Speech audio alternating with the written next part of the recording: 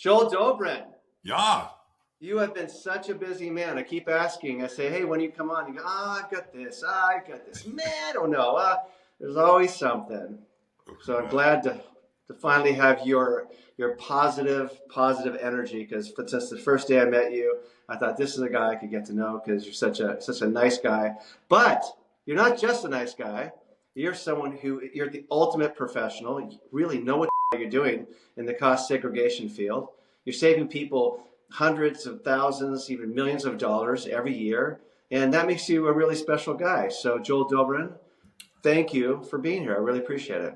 well, thank you for having me because really, I was thinking about this and I said, if I was going to just try to quickly capsulize, getting to know you since I've been in Provisors now, I guess it's a little over 9 years. And I said, Scott is the example of human being excellence. That is who you Wow. are, not just in the way you're viewed in the real estate world, but probably even more importantly, the way you have a beautiful family, the way you put them first, the way you conduct yourself, your philanthropy, your charity.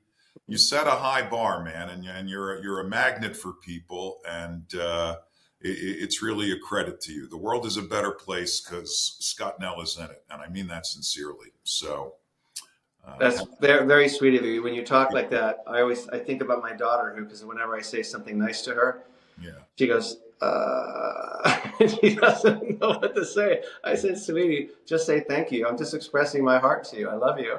that's And it. now here you are saying something nice. I'm like, uh, It's all easy to say when it's the truth. So uh, it's easy stuff. So uh, enough, enough of that. I do appreciate that. It's nice to hear things like that, because you don't always feel that way about yourself.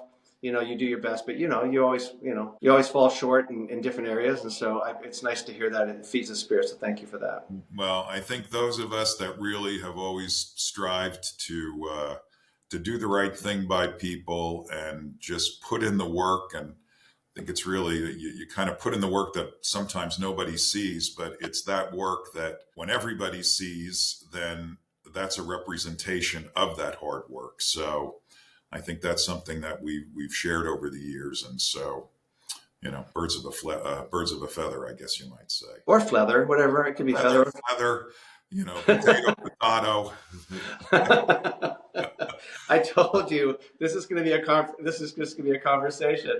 Well, So I I watched. think what we should start doing is I should start like having like a little like a martini package delivered, and then it comes there and it's in the ice, and then we start shaking together and talking on. What is that? What do they say? Liquid courage, liquid truth, and all of a sudden, Yes. then Nico would be busy with some of the edits, probably. The good thing is the only thing that he edits out like fluffy stuff. Yeah, And for those of you who don't know, Nico is the guy he's our producer. He's the magic behind the scenes. He handles everything. But there's so little to take out because we're just having a conversation. And so you take out some of the fluff. Every now and then, what happens is like I'm talking to an attorney and they'll say something and they'll go, "Ooh, I can't say that," and so we'll stop the camera and Nico will take it out, stuff like that, because you're not supposed to say that person's name, or maybe you're not supposed to mention that case or something like that. right, right. Yeah. So Joe, I know you're a cost segregation specialist, and so why don't you explain to people exactly what that means in your words and how it can benefit the people who are watching this? So, in a nutshell, at a very high level, cost segregation is a powerful tax saving strategy for owners of either residential income or commercial properties that were purchased new, probably properties that have been purchased in the last 7 years. Mm-hmm. And it just allows the owner to take advantage of the rules of the tax code and have us come in and do a study on the building. And as we do that, we're able to reclassify interior and exterior elements that exist in that property. Mm-hmm. And we're able to move them. And because you're in the residential world, standard depreciation on residential property is 27 and a half years. And rather than depreciate over 27 and a half years, we go in and we move things to categories of 5 and 15 years. Mm-hmm. So if you can imagine that you could get a tax break in 5 years or 15 years versus 27 and a half years, most people simply say, yes, I would like to take advantage of that sooner rather than later. And without dragging you into the tax weeds, Please, please don't. no, which is, we won't do that. But what really added power to this application were the bonus rules that went into effect with the Tax Reform Act of 2017. And so that enabled us to take large portions of what we find and then bundle them together and accelerate it that much faster. And though those rules are sunsetting right now, but simply stated clearly, anybody that has rental income property, owns commercial property, anybody that has existing property that they have improved and spent, I would say, $300,000 to $400,000 or more on improvements. Mm-hmm. It really is something that should be explored because the potential to generate significant tax savings really does exist. And so, we still say people have heard about cost segregation, but it's just that people have heard, but it's kind of like that sand in an hourglass. The more sand that drops, mm-hmm. There's less people that truly understand how impactful it can be. So, part of what I do is we look to share this information and really educate people about the impact it can have, because we say, and I'm a basketball guy, Scott, the Final Four is over and I like golf, and Rory run the Masters. So those are winning streaks now. And I guess that we're looking to continue. The winning streak is we still haven't met anybody that wants to overpay their taxes. Not yet. That's why, it's certainly worth looking into. Well, it's to me, it's very compelling. And when I first met you, I didn't know much about cost segregation, but yeah, it's definitely compelling. And I think the important thing is for people to know is that you act as a fiduciary to them. You're gonna talk to them, see if you can help them, tell them the pros and cons of it, and if it's a great thing for them, you're going to support them in that decision. If it's maybe not the right time, then you'll do that too. So there's nothing to lose by going with someone who's going to treat them and put them first. Correct. And you make an important point, because unfortunately there are those in our industry that their main goal is just to collect fees. And right. Because cost segregation isn't something that people talk about every day with breakfast and coffee. Mm-hmm. Just again, that sometimes that general lack of complete awareness, some people will look to exploit that, but we approach every project individually. If it makes sense, we're going to share that with people. And if it doesn't make sense, after close to 20 years of doing this, we're not in the business of just collecting fees. We only want to do right by folks like you who are kind enough to refer us. And then of course mm-hmm. the clients, because we really look at it, we're a representation of you and the other people that entrust us with these introductions. And that's something that we take very, very seriously. That's awesome. I appreciate that. And I appreciate who you are. That makes you my go-to. And I should just really mention for people that maybe are not aware of it, the distinction here with rental income property, cost segregation is not applicable to what would be considered your primary residence. Doesn't Correct. Apply there. But anybody that has, whether it be a long-term or a short-term rental, and I would say over the course of the last couple of years, that's been an increasing percentage of our business. People that are looking to acquire properties and then turn them single-family homes, triplexes, duplexes, etc. There's a big, people are moving in that direction. Beautiful, beautiful. All right, so enough of the real estate heaven. Time to get to real estate hell. Okay. So, I'm sure you've been in situations where it's like, holy shit, some bad stuff has happened in your real estate life. I know as a realtor and just in my general life, so many stories, which is why I wanted to do this. So I would love for you to share a couple of your real estate hell stories with us now. Well, I think I was really thinking about it. Mm-hmm. And by and large, over all the years that we've been doing this, we really are more like real estate heaven than real estate hell. Imagine I should never have such a nice guy on board. You, What am I you have thinking? you have no idea what is this thing called cost segregation. You know Uh-huh. zippo about it, but you go down the path and you learn about it and you get your questions answered. And now all of a sudden, instead of writing a check to the IRS for 5,000, 10,000, 50,000, 100,000, $200,000 or more, that money is staying in your bank account to be utilized for improvements or to look for your next property. And by and large, it's the corny cliche of win-win. It's a win-win for everybody. But in this instance, it really truly is. Of, like I said, everybody's happy if they're able to reduce their current tax liability.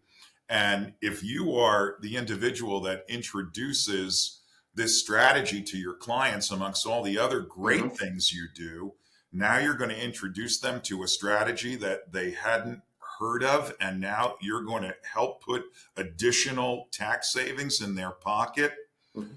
Win, win. And for us, of course, building relationships is really, it's a win all around. But Absolutely. I was trying to think about where is the hell?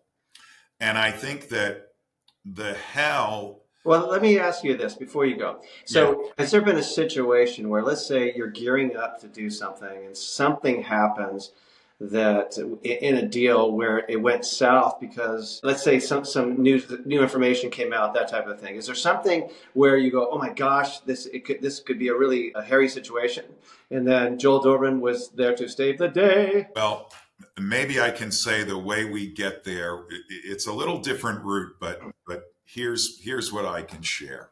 Uh-huh. And I think the root of it is based in the important fact that not all studies and not all firms are created equal. Mm-hmm. People think, they hear cost seg, they think cost seg, okay, it's cost seg, must all be the same. But there are low cost providers that may seem very appealing up front, but their work often lacks the rigor, the accuracy, and most importantly, it does not have the elements that would be required if the IRS ever came knocking on somebody's door and you have to defend what you did. And we've been brought into that. And in certain instances, we will just tell people that if you just simply want to go with the cheapest way to do this, we'll save you some more money. Just put whatever you want on your tax return. Because if you have poor quality work, it will not stand up. Now, for us, it's all about quality and standards. And people have heard me share that my two partners are two of only 50 individuals in the country that have earned the designation of being certified cost segregation professionals by the American Society of Cost Segregation Professionals. So here's what happened. We were contacted by a tax attorney who happened to know my partner, Kurt. He had a client who had an auto dealership. Unbeknownst to the tax attorney, this gentleman had done a cost seg study, didn't really recognize that there was significant differences or didn't take the time to learn about it. And so what did he do? He went with the firm that offered him the biggest benefits at the cheapest price, filed their tax return, and a little while down the road, the IRS came knocking. Now, we don't know for sure if this audit was triggered by the cost seg study. Probably it wasn't. But there was an audit that took place. And when the audit took place, the IRS agent said, oh, I see you've done a cost seg study. Let's take a look at that.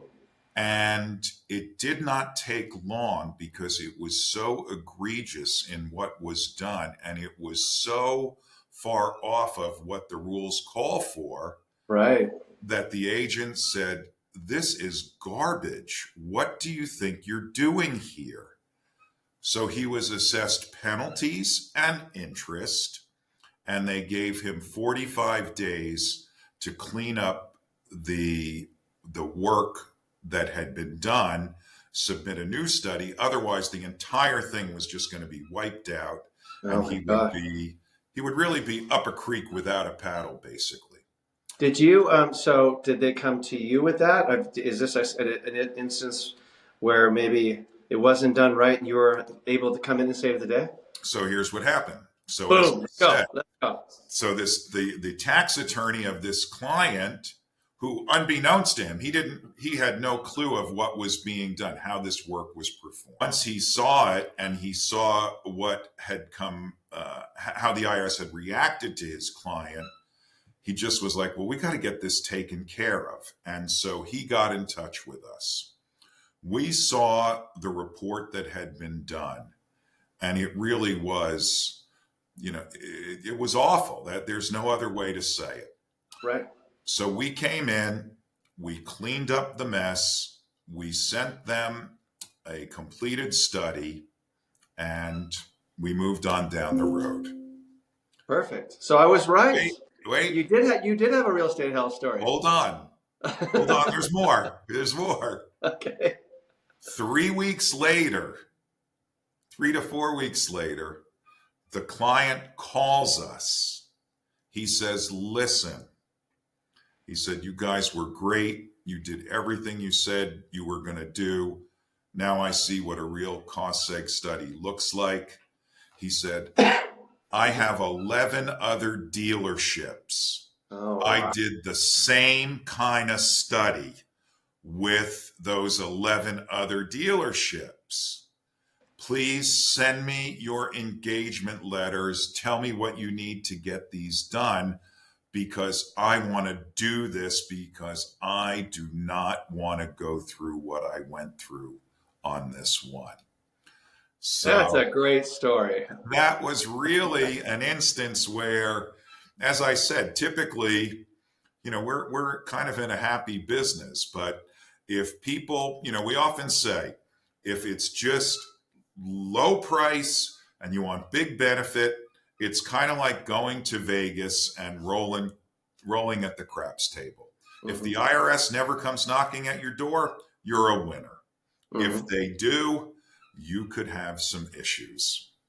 Absolutely. Well, in this case, that's what I call, what you did is you give the right information. Because you told the truth, you didn't get the deal, but business karma brought several deals back for you.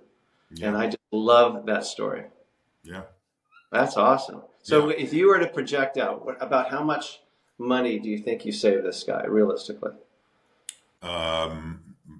6-figure money, easily. Mm-hmm. Easily. And probably more mid to high 6 figures, because he was a big operation. Nice. Big operation. Yeah. Yeah. So they probably have a picture of you over their mantle now. Well, I don't know. It's called the Dobrin. I don't know about that, but it was, it was good. And it's just as I say, the challenge for us is that, people just, there's still just a lot of information out there. There's a lot of folks, there's a lot of fancy websites and a lot of marketing, but it's just important that if people are going to pursue this, they should really ask the question, if they care about quality and if they care about standards, mm-hmm. do you have certified members doing this work? If you mm-hmm. do, we know who those guys are and ladies are. They're good people. They do good work. Much like you know who the good realtors are in your sphere, yeah. And you know who are the less thans. So, it's all about quality. It's all about standards, and those are the kind of folks that end up engaging us. And frankly, those are the people that we want to work with. I love it. Quick question. God, it's amazing how quickly these go. It's been 21 minutes because we're just chatting. We do need that martini right about now. Do you have any charity or cause or anything that you'd want to shine light on? Because we like to just, not just talk about business and, all that kind of stuff. We like to, maybe approach the heart of things a little bit. Well, there's a number of members improvisers, and certainly I'll start with you because you're involved, and I was so impressed early on when I met you. Your collection of phones and computers and electronics that you then ship off to Africa. It Yeah, helps to Mercy Child Care in Mercy. Uganda. And yeah, it's when I ask them, so how can I help? Because it's hard for me to go to people I know and say, this is really important to me, and I want you to care about something on the other side of the world. But I said, listen, because I don't want to ask for checks necessarily, unless it's on their heart. Great, I would love that. But if we could just ask for what we asked for, and he says, first he said black shoes, and I said, okay, but what else? What else? He goes, well, we sell these smartphones, and we sell like tablets and stuff, and we get like $300 or $400 a piece. It puts a kid through school for a year. And I went, oh my gosh, I'm done. I'm on this. And so we've collected hundreds of them since then. And you're one of the donors, so thank you so much. Yeah, happy to do that. So there's that. Your involvement with the Scouts. I know I haven't made it to a seat at the poker table, but I'm happy to support that. Also, our buddy Heath Goldman, every year he donates and collects toys for kids that are battling cancer, which it's heartbreaking. So Absolutely. My wife Lori and I, we support that each and every year. And what's the name of that one again? Because I've been part of that. It's one of the hospitals in LA that he's done that, and then also we've donated to the teddy bear, which is another